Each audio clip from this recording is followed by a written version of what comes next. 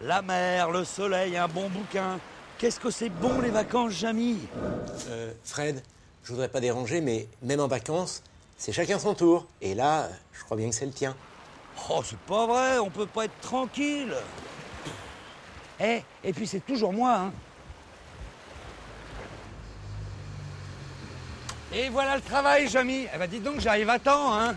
Alors, ces grandes poubelles, eh bien, elles sont destinées aux ordures ménagères des habitants ou des touristes comme nous. Mais attention, uniquement aux déchets qui ne sont pas recyclables. Surtout pas les autres. Et ça représente déjà beaucoup de volume. La preuve, c'est que ces camions passent pour vider ces poubelles 1 ou 2 fois par jour. C'est énorme. Et maintenant, si vous voulez savoir où ça va tout ça, suivez-moi. Bonjour, monsieur, je peux monter? Merci. On va faire un petit crochet par la région parisienne pour aller voir un quai de transfert. En Corse, pour le moment, ces installations ne sont que provisoires. Le principe d'un quai de transfert est très simple. On décharge le contenu de plusieurs camions poubelles dans un seul gros camion. Le but, c'est d'avoir moins de camions sur les routes. Allez, roulez jeunesse! Donc poursuivons. Après être passés par un quai de transfert, les déchets ici en Corse sont acheminés vers l'un des 2 centres d'enfouissement. Et là, ils sont tout simplement enterrés. Mais dis-moi, Jamy, avant d'enfouir tout ça définitivement, il y a peut-être encore des choses à récupérer ou à valoriser, non? Bien sûr que si, c'est possible. Avec ce qu'on appelle le tri mécano-biologique. Un procédé qui n'existe pas en Corse, mais auquel le CIVADEC réfléchit. Le principe est simple. Les déchets sont débarrassés des matières ferreuses. Puis, ils sont dirigés vers un tunnel fermé, à l'intérieur duquel les déchets vont être brassés durant 24 heures. Au cours de cette opération, les déchets organiques commencent à se dégrader et forment un dépôt.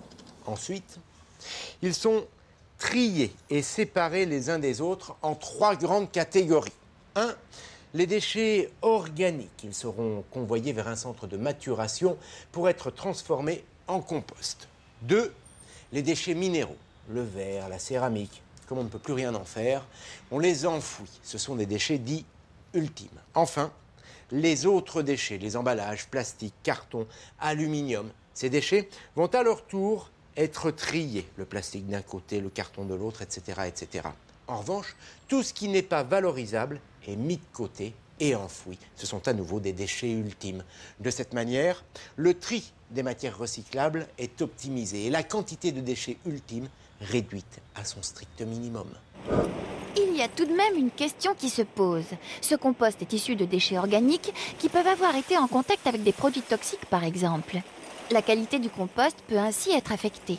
Si pour certains types d'agriculture cela ne pose pas de problème, en Corse où les agriculteurs misent sur la qualité avec beaucoup de labels et des fermes biologiques, ce n'est pas sûr que ça colle. Il faut donc travailler sur la qualité et trouver d'autres débouchés avant de mettre en place ce système de tri mécano-biologique.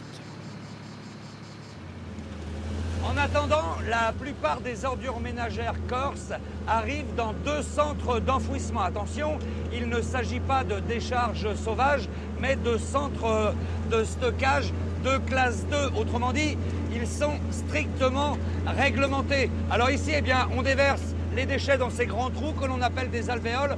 Ensuite, on les compacte avec cette machine, ça c'est pour qu'ils prennent moins de place. Et puis enfin, on les recouvre d'une couche de sable ou de terre pour éviter qu'ils ne s'envolent. Et puis pour les odeurs aussi. Donc tout cela forme un grand millefeuille. On a une couche de déchets, une couche de sable et ainsi de suite. Et pour ne pas polluer le sol ni le sous-sol, tout cela repose sur une géomembrane. En fait, c'est une grande bâche plastique, elle-même protégée par un textile. Et encore en dessous, il y a une couche d'argile parfaitement imperméable. On empêche ainsi les eaux usées, ce que l'on appelle les lixivias, de s'infiltrer dans le sous-sol. Et c'est pas tout. Grâce à des puits comme celui-ci, on récupère les eaux sales et on les draine. Et puis on aspire également les gaz qui sont dus à la décomposition des déchets, des gaz comme le méthane que l'on brûle directement sur place. D'ailleurs à terme, ces gaz permettront de produire de l'électricité. Pas mal. Bon, mais en Corse, on ne pourra pas enfouir tous les déchets. Alors que faire? On peut les brûler. Mais par principe de précaution ou pour des raisons techniques, les procédés d'incinération et de thermolyse ont été écartés. Aujourd'hui, d'autres systèmes sont à l'étude et seront prochainement débattus. Plutôt qu'une solution unique, en Corse, c'est sans doute un ensemble de dispositifs complémentaires qui pourraient être adoptés.